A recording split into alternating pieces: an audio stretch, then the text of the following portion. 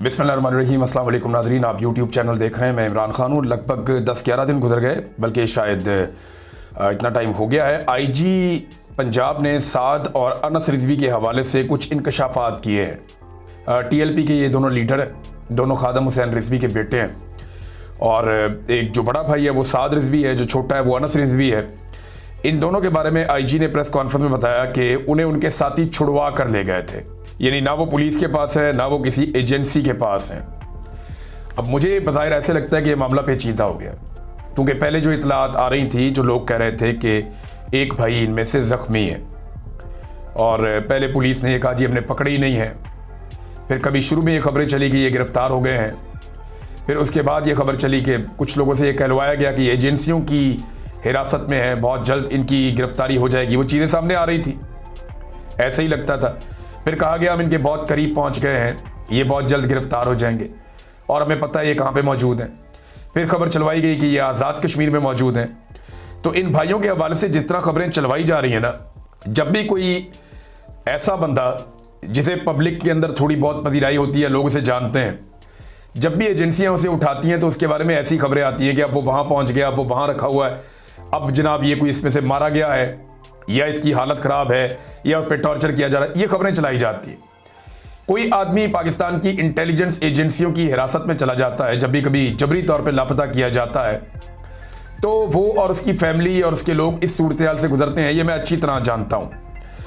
अब ये डिफरेंट किस्म की खबरें चलवाने के बाद जो मेरा अंदाज़ा है वो ये है कि जब तक ये तरीके लब्बैक को मुकम्मल तौर पर डी फंक्शनल नहीं कर दिया जाता, मुकम्मल तौर पर ख़त्म नहीं कर दिया जाता, या जब तक ये दोनों भाई जो हैं ये किसी बात पे आमादा नहीं हो जाते, तब तक ये मामला अब आगे बढ़ना मुश्किल है।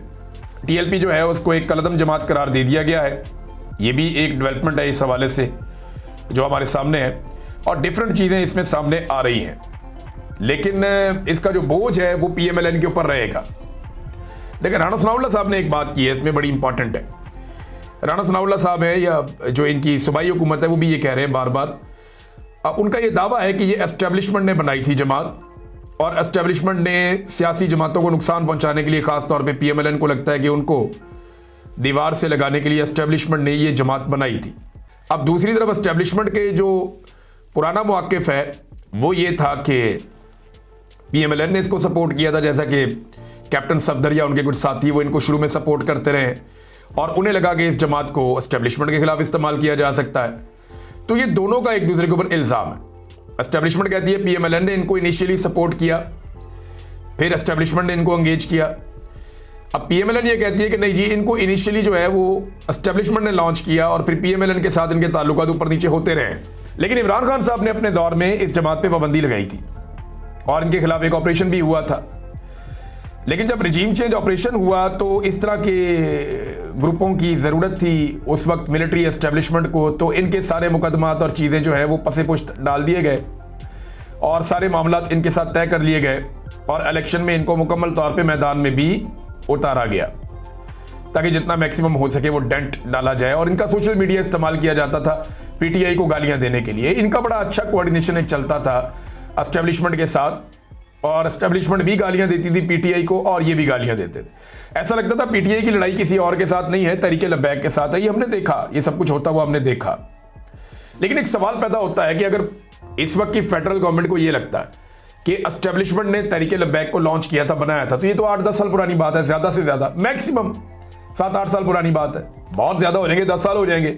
2016 में तो ये एकदम ऊपर आए थे, सामने नजर आना शुरू हुए थे। तो मेरे ख्याल में अगर तो ये एस्टेब्लिशमेंट ने किया था तो वो सारे किरदार आज जिंदा हैं। कुछ रिटायर हो गए हैं, कुछ इस वक्त भी ड्यूटी कर रहे होंगे। तो मौजूदा हुकूमत को उनके खिलाफ कानूनी कार्रवाई करनी चाहिए। यानी एस्टेब्लिशमेंट के जिन किरदारों ने, ये सारे वही होते हैं ना, फौजी होते हैं, और इन्होंने हलफ लिया हुआ होता है कि ये अपनी हलफ की खिलाफ वर्जी नहीं करेंगे। अगर इन्होंने हलफ की खिलाफ वर्जी की फौज ने, और इतना बड़ा इल्ज़ाम इतने बड़े लेवल पे इतने समझदार लोग लगा रहे हैं, जिम्मेदार लोग लगा रहे हैं, तो लाजमन उनके पास कोई ना कोई सबूत होंगे। तो उन्हें चाहिए कि फिर उन फौजी अफसरान का ट्रायल करें, उनको पूछें कि भाई तुम लोग पॉलिटिकल पार्टियां क्यों लॉन्च करते हो। वैसे वो हर चौथे दिन कोई ना कोई पॉलिटिकल पार्टी या कोई ना कोई बच्चा जुमूरा लॉन्च कर देते हैं, और लीडर ढूंढते रहते हैं मुतबादल कि जनाब कोई और आए, कोई और आए। आजकल वो बहुत सारे लोगों को जा के ये कहते हैं कि नौजवानों में हमारी पजीराई ख़त्म हो गई है, वो कोशिश करो थोड़ा सा आवाम के अंदर हमारी पजीराई वापस आए। जो असल काम है वो करते नहीं। असल काम है लॉ एंड ऑर्डर को मेंटेन करना, असल काम है दहशतगर्दी का खात्मा करना। अब इस वक्त खुशदार से एक बड़ी खौफनाक खबर आई है, वहाँ पे 20 मजदूरों को अगवा किया गया। मुसल्लह अफराद आए, उन्होंने पूरा इलाका ब्लॉक कर दिया रोड के ऊपर से ही। फिर वहाँ पे एक कंपनी काम कर रही थी, वहाँ घुस गए, वहाँ उन्होंने 20 मजदूरों को अगवा कर लिया।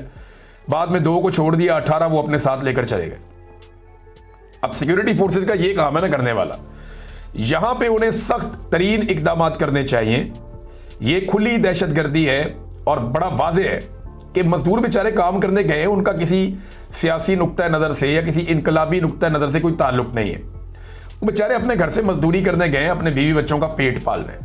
अब उनको जब दहशतगर्द अगवा करके बाज़-औक़ात उनका कत्ल करते हैं, बाज़-औक़ात उनको अगवा करने के बाद अपने मुतालबात मनवाते हैं, तो ये खुली दहशतगर्दी है।